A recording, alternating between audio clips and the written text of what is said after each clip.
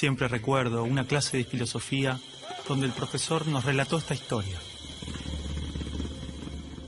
En una caverna se encontraban un grupo de hombres, prisioneros de nacimiento, encadenados de forma tal que solo podían mirar hacia el fondo de la cueva.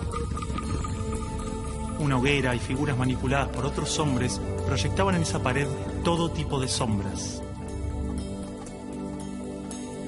Para los prisioneros, las sombras eran la única referencia del mundo exterior. Esas sombras eran su mundo, su realidad. Uno de los prisioneros era liberado y se le permitía ver la realidad entera fuera de la caverna. ¿Qué tanto tiempo le tomaría acostumbrarse al exterior después de toda una vida de encierro? Posiblemente su reacción sería un profundo temor a la realidad. Podría entender lo que era un árbol, el mar, el sol. Asumamos que este hombre puede ver la realidad tal cual es y entender el gran engaño que era la caverna. El profesor nos explicó brevemente las interpretaciones del mito en relación al conocimiento, la ilusión, la realidad, y cómo posiblemente estemos dentro de una gran caverna que a su vez está dentro de otra. Pero no cabe duda de la necesidad de ese hombre libre de regresar y compartirle al mundo lo que había visto.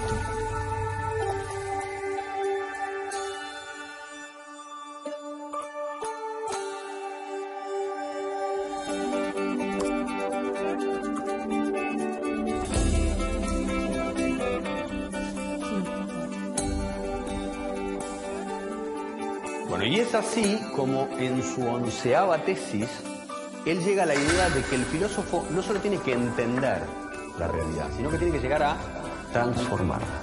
¿Sí? Medios de comunicación, miles de libros, todos los discursos políticos, organismos internacionales, expertos, filósofos, páginas de internet. Todos coinciden en la importancia de la educación.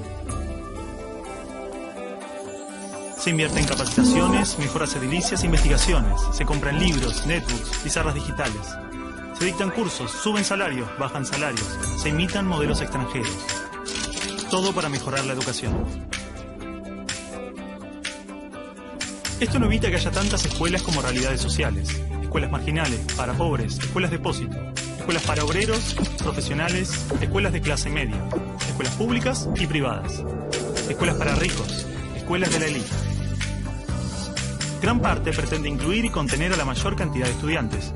Muchas otras se concentran en formar trabajadores de diferentes jerarquías. Y solo unas pocas se dedican a los supuestos resultados de excelencia. Más allá de sus diferencias, todas trabajan y aspiran a un ideal de escuela común. ¿Hasta qué punto esta escuela ideal nos ayuda a desarrollarnos individual y colectivamente? ¿Realmente este paradigma educativo busca que las personas tengan una buena calidad de vida y trabajen para la mejora de su comunidad? ¿Hay otro tipo de escuela que lo logre? ¿Hay alguna educación pensada con estos ideales? Esto nos llevó a abrir las puertas de un mundo oculto para muchos de nosotros. Esta película es parte de un proceso que posiblemente no tenga fin, una pregunta que seguramente no tenga respuesta, una búsqueda sobre cuál es la naturaleza del aprendizaje y la educación, qué errores cometimos y principalmente qué ideas nos sirven para seguir buscando, seguir aprendiendo.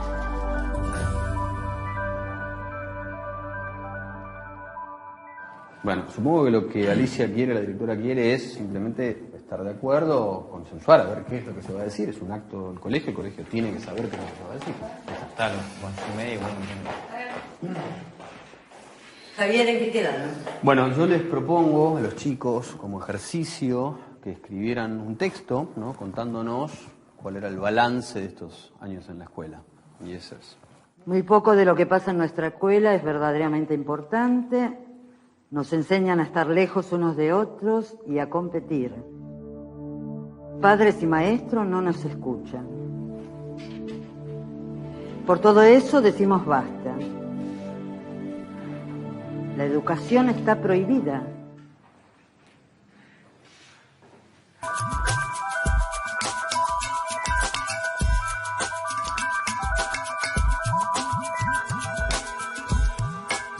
Y el estudiante no aprende después de 12 años a leer comprensivamente, no aprende las operaciones matemáticas, no aprende, en fin, aprende muy poquito.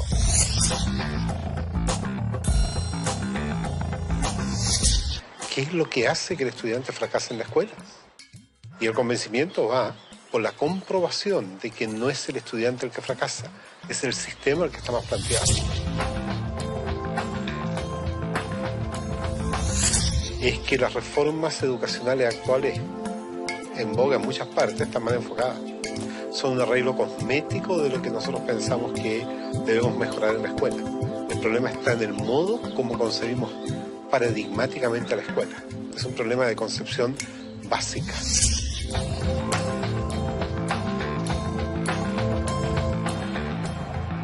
Las escuelas y los colegios de América Latina no son más que espacios de tedio y aburrimiento. Y yo siempre los invito a que pasemos por los colegios para que miremos una caricatura que hay que romper. Y es el maestro en un tablero dictando clases en pleno siglo XXI. Eso no tiene sentido. Es una materia estática, una materia que no tiene movimiento, una materia que dice solamente palabras. Yo soy el adulto, yo soy el que les va a dar a ustedes esta información. Esto lo tiene que saber así como está, porque es así. Ustedes son los niños, a callar y obedecer. ¡Silencio! ¡Cállese! ¡Que usted nunca sabe nada! No buscan, por así decir, otro desarrollo que el desarrollo curricular. Están muy centrados en los propios contenidos. Quien no aprende a leer y escribir y calcular, entonces no está educado. No, porque solamente focaliza el trabajo en algunas capacidades, en algunas áreas.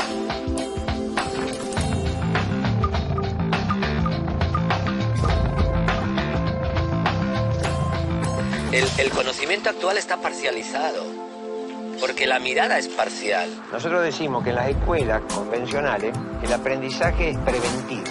Señor, ¿para qué sirve esto? Y la maestra le dice, algún día lo podés necesitar. Pero estos conocimientos hemos visto de que no duran ni prevalecen durante mucho tiempo. Hoy en día los paradigmas están cambiando muy rápido. El conocimiento está cambiando permanentemente. Entonces, lo que ha pasado es que los sistemas educativos no han cambiado tan rápidamente como el resto de la sociedad. Ahí es donde está el problema de fondo. En las escuelas normales y en las facultades de educación nos dijeron que un objetivo es aquello que es medible, cuantificable y observable. Entonces empezamos a buscar la regla que nos permita medir los objetivos. Y eso se llamaron calificaciones, ya sea una A, una carita feliz, una carita triste. Pero la lógica siempre va a ser la misma. ¿Comparar qué? Comparar el sujeto, sus aprendizajes, frente a una escala estandarizada que mide qué, si cada sujeto es único, singular e irrepetible. Busca que un número defina incluso la calidad de persona que eres.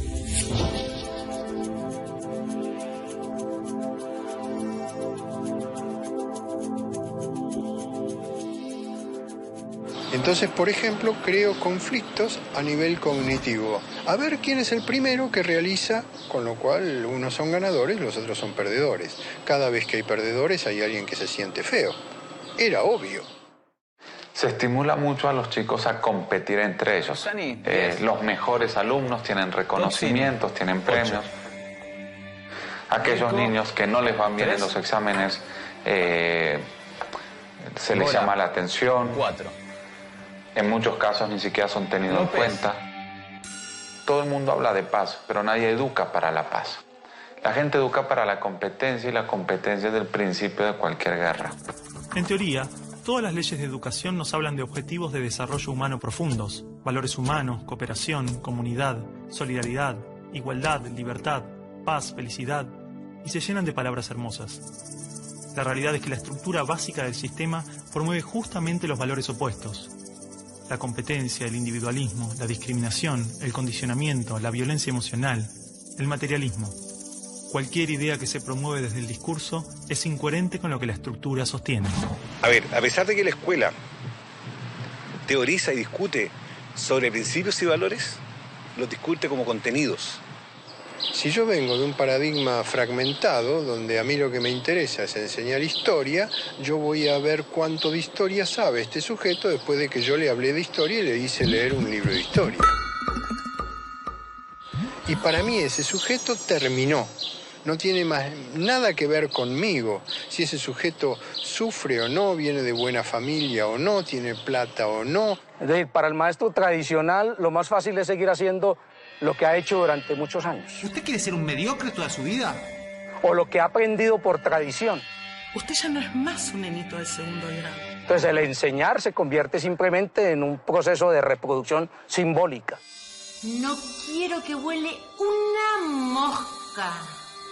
En la Argentina, la inmensa mayoría de los niños en este momento dicen, qué macana, hoy es lunes, tengo que ir otra vez a esa escuela.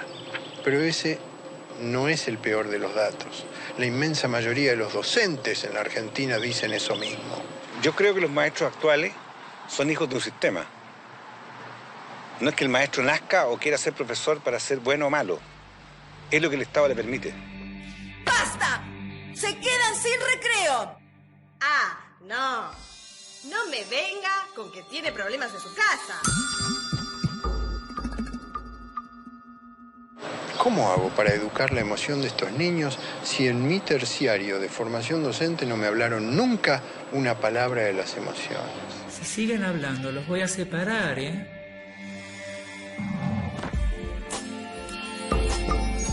No quiero que vaya a la escuela a perder el tiempo. No quiero que vaya a pasar un mal momento. Es decir, en estos momentos un niño de 8 años pasa en la escuela más horas que un universitario en la universidad. No tiene sentido ninguno. No hay tantos conocimientos que aprender en la escuela. La escuela, entonces, no es ni siquiera el lugar de formación. Es la gran guardería, o como lo llamo yo, un gran parqueadero de niños. Pienso que son cárceles, ¿no? O sea, pienso que es horror pensar que hay que encerrar a los niños, que hay que tener guardias ahí custodiándolos para que no se escapen. Y entonces cada vez se encierra más. Cada vez le hacemos muros más altos. Los muros pueden ser de ladrillo o de árboles, pero igual son muros que aíslan, que separan.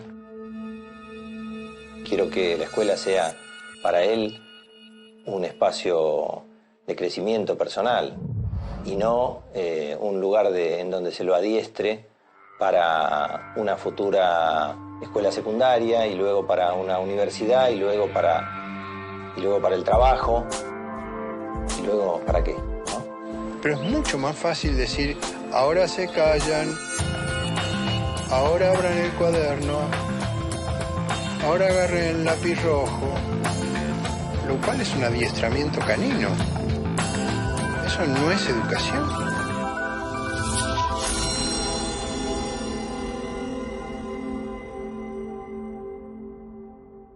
Sí, bueno, en realidad lo que los chicos me dicen es que este texto ellos pensaban leerlo en el acto. Es un boceto nada más. No es un boceto, ¿no? Así como está lo vamos a leer. No, Martín. Acá hay palabras muy ofensivas y no pueden estar atacándonos gratuitamente. Bueno, ¿y se sienten atacados por algo será o no? Bueno, para un poco. Alicia, nosotros lo único que hicimos fue cumplir una tarea que nos dio el profesor. Por eso, Alicia, digo que es un boceto. Los chicos van a suavizar este texto. No lo vamos a suavizar, así como está lo vamos a leer. Martín. No lo vamos a suavizar. No. Martín, esto, así como está, es una falta de respeto. Perdón, me olvidaba que decir lo que uno piensa es faltar el respeto.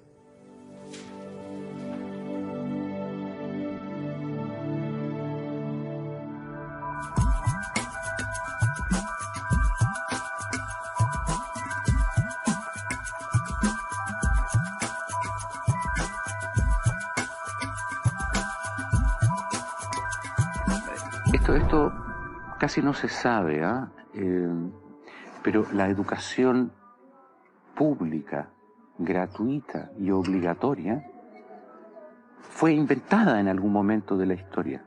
Antes no existía. La educación en la antigüedad distaba mucho de lo que hoy entendemos por educación. En Atenas clásica, por ejemplo, no había escuelas. Las primeras academias de Platón eran espacios de reflexión, conversación y experimentación libre. La instrucción obligatoria era cosa de esclavos. Por otro lado, la educación en Esparta era más parecida a una instrucción militar. el Estado se deshacía de quienes no alcanzaban los niveles esperados. Había clases obligatorias, fuertes castigos y modelamiento de la conducta a través del dolor y el sufrimiento. Antiguamente la educación estaba en manos de la Iglesia Católica, por lo menos en el mundo cristiano occidental. Y fue recién en el siglo XVIII, en una época de la historia que se llama despotismo ilustrado, seguramente lo escucharon en el colegio, en donde se creó el concepto de educación pública, gratuita y obligatoria. La escuela como la conocemos nace a fines del siglo XVIII y principios del siglo XIX en Prusia. Con el fin de evitar las revoluciones que sucedían en Francia, los monarcas incluyeron algunos principios de la Ilustración para satisfacer al pueblo, pero manteniendo el régimen absolutista. La escuela prusiana se basaba en una fuerte división de clases y castas. Su estructura, heredera del modelo espartano, fomentaba la disciplina, la obediencia y el régimen autoritario. ¿Qué buscaban estos déspotas ilustrados? Un pueblo dócil, obediente, y que se pudiera preparar para las guerras que hubieron en esa época entre todas las naciones que estaban naciendo. Por ejemplo, Catalina la Grande de Rusia llamó a los enciclopedistas franceses a preparar esto mismo. Diderot, uno de los más famosos, estuvo allí para armar este paquete, ¿sí?, formador, no de ciudadanos, sino que de obedientes súbditos de estos estados. Las noticias del exitoso modelo educativo viajaron rápido, y en pocos años, educadores de América y Europa visitaban Prusia para capacitarse. Con el paso del tiempo, el modelo se expandió a nivel internacional. Muchos países importaron la escuela moderna con el discurso del acceso a la educación para todos, elevando la bandera de la igualdad, cuando justamente la esencia misma del sistema provenía del despotismo, buscando perpetuar los modelos elitistas y la división de clases. Ese es el origen de la educación pública. Fíjense ustedes que Napoleón, un poco posterior, y enemigo jurado de todos estos déspotas, hizo lo mismo. Él lo decía con todas sus letras. Yo quiero formar un cuerpo docente para poder dirigir el parecer de los franceses.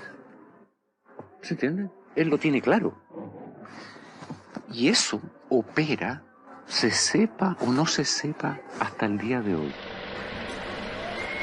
La escuela nace en un mundo positivista regido por una economía industrial. Por lo tanto, busca obtener los mayores resultados observables con el menor esfuerzo e inversión posible, aplicando fórmulas científicas y leyes generales. La escuela era la respuesta ideal a la necesidad de trabajadores, y los mismos empresarios industriales del siglo XIX fueron quienes financiaron la escolarización obligatoria a través de sus fundaciones.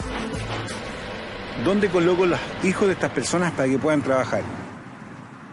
¿Cómo educamos en que aprendan a leer? ¿Cómo creamos obreros inteligentes? La educación sigue siendo lo mismo, una herramienta para formar trabajadores útil al sistema y una herramienta útil para que la cultura permanezca siempre igual y siempre se repita, lo cual es conservar la estructura actual de la sociedad. La escuela se complementó con investigaciones sobre el control de la conducta, propuestas de utopías sociales y hasta teorías de superioridad racial. No es de extrañar que los primeros estados con el sistema prusiano o similar fueran con el paso de las generaciones focos de xenofobia y nacionalismo extremo. El modelo de producción industrial en cadena de montaje era perfecto para la escuela. La educación de un niño era comparable a la manufactura de un producto. Por lo tanto, requería una serie de pasos determinados en un orden específico, separando a los niños por generaciones en grados escolares.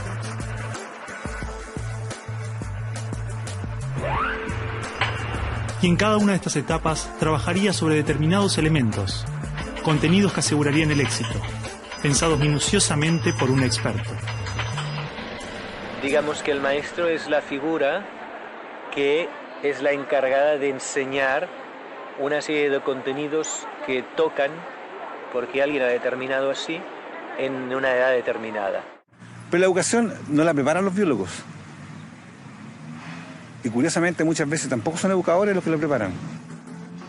son administrativos. Son gente que no hace clases. En esta cadena, una persona estaría a cargo de una pequeña parte del proceso, insuficiente como para conocer el mecanismo en su totalidad, ni a las personas en profundidad. Un docente por año, por materia, cada 30 o 40 alumnos, llegando al punto de que el proceso termine siendo meramente mecánico. Y la educación, como la estamos viendo hoy, es administrativa. Hay alumnos que llegan, profesores que hacen clase, alumnos que se van, profesores que se van, y al día siguiente se repite el ciclo. Un profesor estatal es un funcionario en que la autoridad le dice: usted tiene que enseñar esto, esto, esto y de esta forma. Porque hay que repetírselo a demasiados niños, con un profesor de demasiadas horas de clase y con pocas horas de atención de alumnos en forma privada. Entonces va a dirigir siempre a un grupo colectivo. Porque evidentemente si tengo 30 niños, no puedo pretender que todos los 30 niños quieran hacer lo mismo al mismo tiempo. Este sistema de cadena de montaje, que nace con el taylorismo, fue aplicado tanto en la industria, la escuela y el ejército de diferentes países y culturas de Occidente.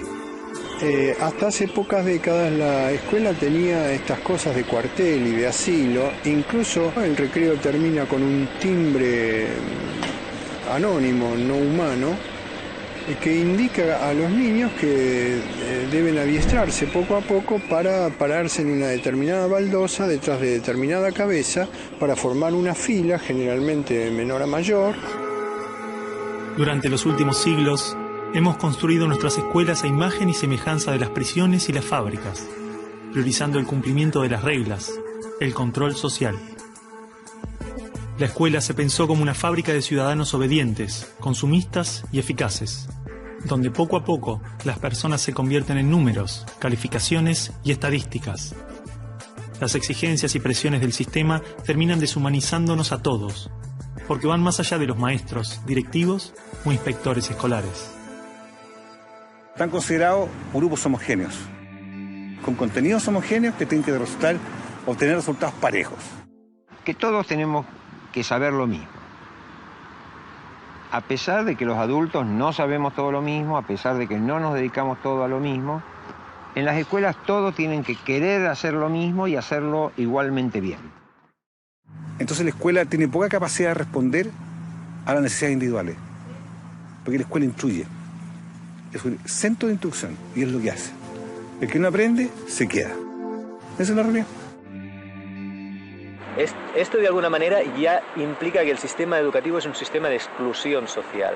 Selecciona el tipo de personas que estarán llegando a la universidad para llegar a formar parte de una serie de élite que domina pues, las empresas que dominan los sistemas de producción, económico, de comunicación, etc. Y otro tipo de personas para las cuales la escuela no es suficientemente adecuada, que están destinadas a otro tipo de trabajo más precario, porque no dispondrán de los títulos para hacer esto. El sistema y los estados no les preocupa eso.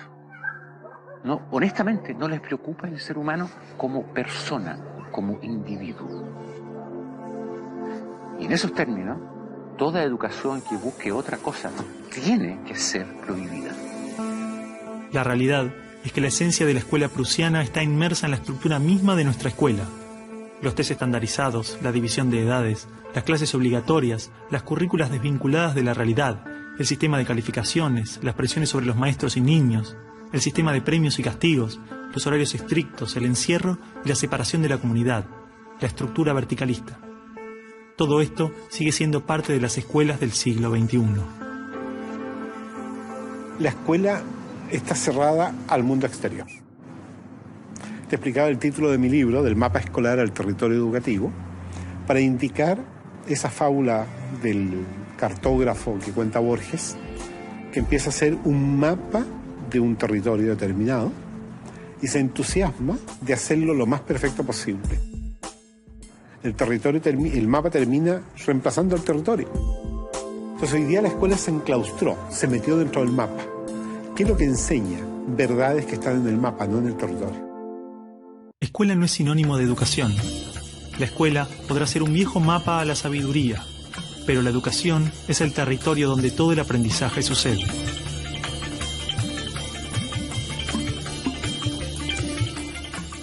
¿Qué es una buena educación?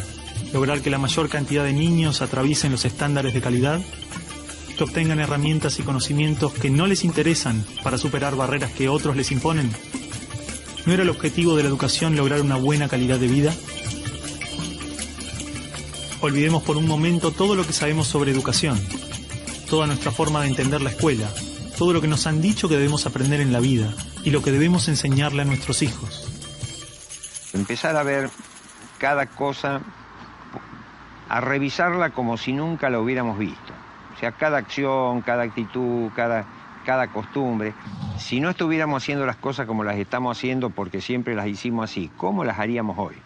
¿No? Es como sacudirse la cabeza y decir, bueno, empezamos de nuevo.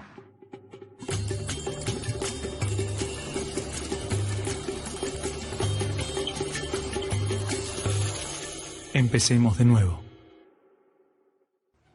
A ver, chicos, tienen que entender que el discurso que escribieron es algo que le puede molestar a mucha gente. Bueno, está bien, pero si es lo que sentimos y lo escribimos así, ¿por qué no lo podemos leer así? Son nuestras palabras, lo que pensamos. ¿Cuál es el problema ahora? Cargo de lo que escribimos ahí también. Si la última no lo dicen en tu clase. Pará un poco, Martín, porque te conozco. Te molesta todo en esta escuela. Te molesto yo, te molestan los profesores, te conozco bien. No, vos a mí no me conocés. Sí te conozco. No, no me conocés.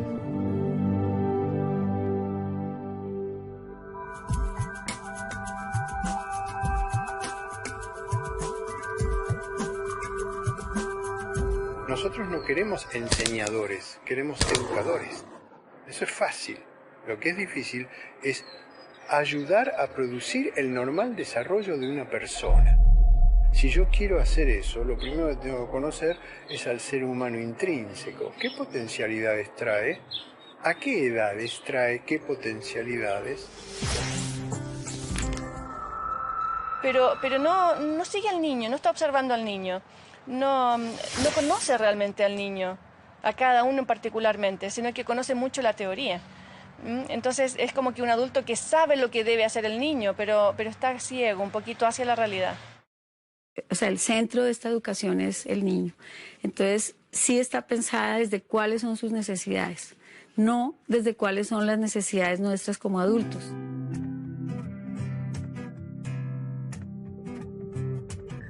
Los chicos desde que nacen con esa capacidad de crear. Son creativos y observadores y curiosos. Y en la escuela pueden pasar dos cosas: que se acompañe ese proceso y se propicien actividades para desarrollar esa capacidad, o se la frustre. De hecho, podríamos caracterizar que el ser humano propende a aprender. Incluso podemos decir más todavía, no es ningún mérito del ser humano aprender. Más todavía, es que no puede no aprender. Tú lo ves, él todo el tiempo te está preguntando, ¿y esto por qué? ¿Y esto por qué? ¿Y esto por qué? No es que uno tenga que inculcarle a él las ganas de preguntar, él lo tiene en su esencia.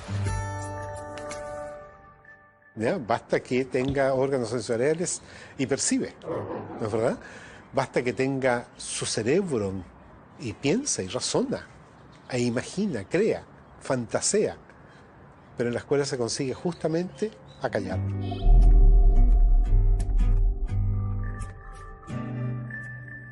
De esta manera, si te fijas, cada vez, a medida que van creciendo los niños, van perdiendo su curiosidad y sus ganas de aprender. Un niño de 12 años difícilmente cuando sale de la escuela toma un libro. Son los mínimos los que hacen estos. Porque está harto. Está totalmente harto de que se le diga qué debe y qué no debe hacer, y ha perdido toda curiosidad por aprender. La mente del niño tiene cualidades de aprendizaje cualitativamente superiores a las de un adulto, porque está naturalmente desarrollado para percibir lo que se le presenta, y con ello crea su mente, se construye a sí mismo. En pocos años aprende a controlar su cuerpo, puede comunicarse en varios idiomas, comprende las reglas de la naturaleza y las características de su cultura. Todo este complejo y maravilloso proceso se da de manera inconsciente. Lo aprende sin demasiado esfuerzo, por cuenta propia. De las cosas que aprendimos en la escuela, incluso cuando en la escuela aprendíamos muchas cosas, hay muy pocas que en la vida cotidiana necesitemos. Es posible que la escuela sea conveniente. Yo no creo que sea necesaria la escuela. Creo que puede ser demasiado, a lo mejor muy conveniente en la sociedad, pero podemos prescindir de ella. Porque podemos vivir sin sin saber logaritmos, pero no podemos vivir sin saber relacionarnos con otras personas o sin saber caminar o sin saber usar herramientas. Todas esas cosas las aprenden los niños mediante el juego. Los niños desde que nacen tienen la habilidad de construirse a sí mismos, aprendiendo de lo que se encuentra a su alrededor, a través de jugar y explorar el mundo. Los niños absorben cultura, los niños vienen a tomar la cultura de los padres, y eso se ve incluso en el lenguaje. Está en el contexto cultural humano los números y las letras y las palabras, entonces ellos lo aprenden, pues como, igual que aprenden a andar porque hay unos adultos que andan. Es decir, cuando un ser humano nace, su biología no lo obliga a ser humano. Necesita nacer en un entorno humano. Todo lo que nos rodea influye tremendamente en nuestro aprendizaje. Los espacios, los tiempos, las actitudes de nuestra familia, las emociones, los gustos, las creencias. Todo es parte de ese ambiente con el que nos construimos a nosotros mismos. La pregunta es entonces, ¿qué ambiente estamos ofreciendo a los niños para que los adultos se desarrollen de esta manera? Porque un niño entra es a un medio dogmático, siéntese acá, quédese 6 o 7 horas sentado en esta fila. ¡Qué horrible! Si estamos en una familia donde esa red de afectos es supremamente débil, los niveles de agresión son muy altos, de violencia, el chico va a ser un chico probablemente muy violento. No va a ser seguramente violento, no estoy diciendo eso, pero sí estamos hablando que en contextos violentos la violencia se reproduce más fácilmente. El niño va a dar lo que recibe, ¿no? Entonces, por eso tenemos que lograr relaciones mucho más amorosas, mucho más profundas en el aula. Estudios indican que actualmente a la edad de 5 años, el 98% de los niños podría ser considerado genio. Son curiosos, creativos y tienen la habilidad de pensar de formas diversas, resolver problemas, es decir, tienen la mente abierta. El problema es que 15 años más tarde, solo el 10% de esos niños mantiene estas capacidades. O sea, de alguna forma estoy diciendo que desde más allá de la mente, desde el mundo de la conciencia, todos somos genios. Y realmente el maestro lo que tiene que aprender es a que sus alumnos puedan abrir las puertas en su mente para que desciendan todo ese conocimiento y esa creatividad y esa genialidad que todos llevamos dentro. Si nosotros miramos a los grandes hombres de la humanidad y mujeres de la humanidad, todos han sido grandes soñadores, es decir, que han tenido una imaginación enorme. Como seres humanos, somos el resultado de miles de años de adaptación natural y evolución. Traemos dentro aquellas características que nos han permitido sobrevivir, transformarnos y crecer. Desde las ganas de comer cuando tenemos hambre, hasta la curiosidad interna del niño de explorar el mundo. Este potencial está esperando que le permitamos manifestarse. En los niños lo vemos en el juego espontáneo, en los adolescentes de hoy a través de la rebeldía y la necesidad de transformar la realidad. ¿Por qué insistimos en matar su espontaneidad y castigar su rebeldía, cuando son estas las características que manifiestan sus necesidades humanas internas buscando desarrollarse? El niño tiene un maestro interior, sobre todo en las primeras edades, que le impulsa al aprendizaje, que le impulsa al descubrimiento, que le impulsa al movimiento, que le impulsa a participar, a trabajar, a repetir comportamientos, que le impulsa a decidir cuándo quiere dejar de repetir algo porque lo tiene superado. Observando cómo actúan los niños, descubrimos que usan todos los criterios de un investigador connotado, exactamente los mismos. Por supuesto que hay distintos niveles de complejidad, ¿no es cierto? Pero no hay niño que no sea sistemático en la observación. No hay niñita pequeña que esté observando que no genere experimentos. ¿Cómo podemos hacer para que sean más creativos? Ellos ya lo son. Lo único que tenemos que hacer es ofrecerles las posibilidades para que la puedan expresar de diferentes maneras.